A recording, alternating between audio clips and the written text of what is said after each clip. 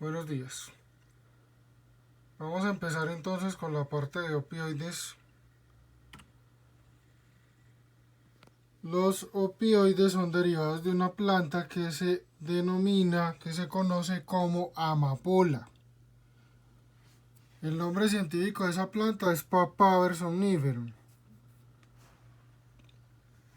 Esta planta tiene la flor roja, así como está en la imagen, o puede tener también una flor de color morado. Antes de que salga la flor de este bulbo que se observa acá, se punciona, sale un contenido lechoso y de ahí se derivan los opiáceos. Cuando hablamos de opiáceo, es un derivado de la planta. Ahí está la morfina, ahí está la teabaína, la codeína. Y a partir de esos se obtienen los derivados sintéticos que se denominan opioides. Con respecto a la parte clínica, no es como tan importante la diferencia. Se va a ver un efecto similar en el paciente, sea un opiáceo o sea un opioide. Entonces, por ejemplo, la morfina es un opiáceo, el fentanilo, metadona, meperidina, tramadol son opioides. Pero en el paciente van a ver un efecto similar. Estos medicamentos son agonistas, activan unos receptores que son los receptores mu, kappa y delta. El efecto principal, que es la analgesia, el efecto de euforia, que es como parte de lo que explica o se relaciona con la adicción, y el efecto de depresión respiratoria, que es uno de los principales efectos adversos, están más relacionados con los receptores mu. Entonces la acción de estos es activar los receptores mu, son agonistas de receptores mu. Al activar ese receptor mu, se va a dar como un efecto inhibidor en las células.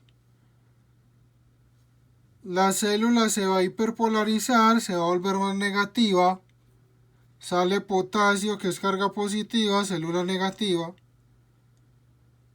Se van a inhibir vías de la proteína G. Entonces G sub 0, G sub I se activa, se bloquea esa vía de la proteína G. Y también se disminuye la entrada de calcio. Entonces están relacionados con mecanismos inhibitorios en las células. Les decía entonces que el receptor mu es el más relacionado tanto con el efecto terapéutico, ya está la parte de la analgesia, como con los efectos adversos, la parte de la euforia por la adicción, la sedación, la depresión respiratoria, la dependencia, la disminución del peristaltismo en la constipación, bradicardia.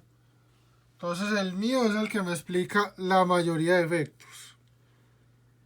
Principal efecto terapéutico, analgesia, hay otras indicaciones, ahorita las menciono. Y principal efecto adverso, la depresión respiratoria. Ambos asociados con el receptor mu.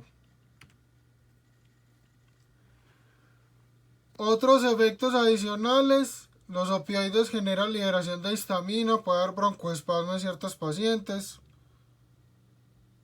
También los opioides, no todos, la mayoría, pueden aumentar la presión de vías biliares, alteran la función del esfínter de Oddi, pueden empeorar el dolor en pacientes con colelitiasis, colecistitis. La meperidina y el tramadol en algunos casos pueden desencadenar o favorecer convulsiones. Y como dato, no en todos los casos, por ejemplo la meperidina y el tramadol no siempre.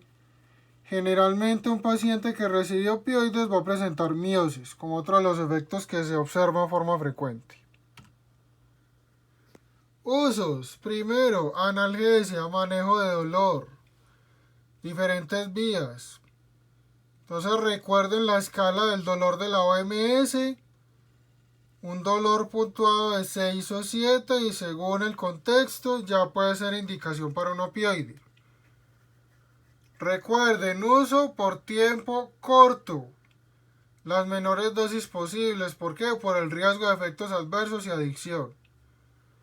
Entonces está el tramadol, está la morfina, la meperidina, buprenorfina, otros.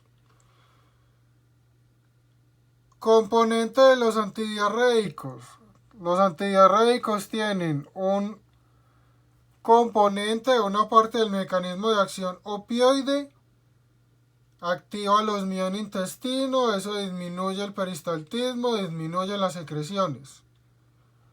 Y recuerden que vienen combinados con otros medicamentos o vienen con otro componente o con otro mecanismo de acción que es el anticolinérgico. Entonces tenemos por ejemplo la loperamida que tiene los dos efectos, o tenemos el difenoxilato o la difenoxina que tienen acción en receptores mu, son opioides y pueden venir combinados con un anticolinérgico como atropina. Manejo de la tos, la codeína y el dextrometorfano. Con los antidiarreicos, por el efecto anticolinérgico adicional, por lo que tienen metabolismo rápido, el efecto es más corto. No es frecuente que los usen como sustancia de abuso, pero puede pasar. Con los antitusivos, desafortunadamente, sí es frecuente que lo usen como sustancia de abuso. Incluso por ahí hay preparaciones que manejan en los colegios con Sprite, con gomitas y la codeína, el jarabe para la tos. Y eso lo utilizan como sustancia de abuso. Purple Drug. Manejo de edema agudo de pulmón cardiogénico. En este caso la morfina. Más que todo para alivio de la disnea en ese paciente. Eso sí, cardiogénico. Un edema agudo de pulmón no cardiogénico, la morfina no sirve. Y lo otro, los opioides en algunos pacientes pueden desencadenar edema agudo de pulmón no cardiogénico. Si un paciente tiene un edema agudo de pulmón cardiogénico, opciones morfina, furosemida o a la intravenosa o nitroglicerina. Si es un edema agudo de pulmón no cardiogénico, el manejo es ventilación mecánica, chévere, especialmente ahora con el coronavirus, disponibilidad de UCI, con ventilación mecánica con presión positiva al final de la aspiración. Entonces un parámetro adicional en la ventilación mecánica. Y manejo en anestesia, y dentro de la parte de anestesia pues asociado similar está la parte de pseudoanalgesia en los pacientes de UCI que están intubados. En esos pacientes, dependiendo de la UCI, se utilizan, por ejemplo, infusiones con midazolam, que es una benzodiazepina, y fentanilo o un derivado de fentanilo, que es un opioide. Entonces, uso en anestesia, uso en pacientes intubados. Problemas con el uso de opioides a largo plazo. Se va a presentar una pérdida del efecto con el tiempo. El uso repetido del opioide, tanto con fines terapéuticos como con fines de abuso, va a generar que el efecto se vaya perdiendo. Desde la parte de farmacodinamia, entonces hablamos de desensibilización y de tolerancia. ¿Qué puede pasar? Que esos receptores mu cambien y no respondan al opioide, respondan menos. o que esos receptores se internalicen, tengan un down regulation. La célula los meta adentro, los guarde y ahí el receptor no va a funcionar. Entonces se va perdiendo el efecto con el tiempo. ¿Qué hace el paciente en ese caso? Entonces hay que ir aumentando las dosis. Segundo, dependencia y adicción. El uso de opioides a largo plazo, dosis muy altas, o dependiendo del opioide, va a generar una dependencia física y una dependencia psíquica.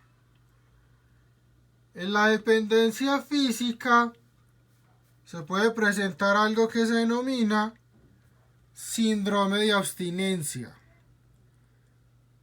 El paciente disminuye la cantidad que consume normalmente o deja de consumir o de utilizar el opioide. Tiene un cuadro de diarrea, irritabilidad, dolor abdominal, hipertensión, taquicardia, ansiedad, agitación, insomnio, bostezos, bostezadera y rinorrea. Y eso se llama síndrome de abstinencia a opioides.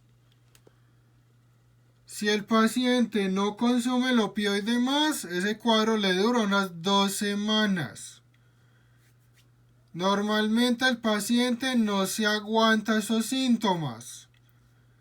Entonces vuelve a consumir opioide o consulta urgencias por el síndrome de abstinencia.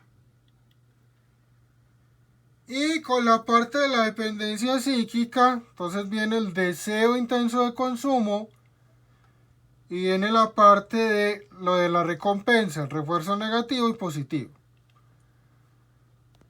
Con la parte de adicciones en general, hay entonces dos estructuras del cerebro que son importantes, que son el núcleo accumbens, con doble C, accumbens sin H, B grande, y el área tegmental ventral. En el área tegmental ventral hay receptores, incluyendo de opioides. Llega ahí el opioide, genera un estímulo de ese receptor en área tegmental ventral y eso hace que en el núcleo accumbens se libere dopamina y se liberen opioides endógenos. Entonces, opioides endógenos, por ejemplo, endorfinas, dinorfinas, encefalinas. Acá más las endorfinas. Eso genera una sensación de bienestar. A eso lo denominan refuerzo positivo o sistema de recompensa positivo. El paciente recibe el opioide, libera dopamina, sensación de bienestar. Y viene el caso contrario, que es como el refuerzo negativo, entonces está el síndrome de abstinencia, me siento mal por no consumir. Y también el hecho de que deja de liberar dopamina en ese núcleo accumbens, y ahí dijéramos que pierde, entre comillas, como esa sensación de bienestar. Entonces eso también genera que los pacientes hagan mucha dependencia y consuman los opioides. No solo lo del síndrome de abstinencia, sino también la parte de la recompensa, el refuerzo positivo o negativo.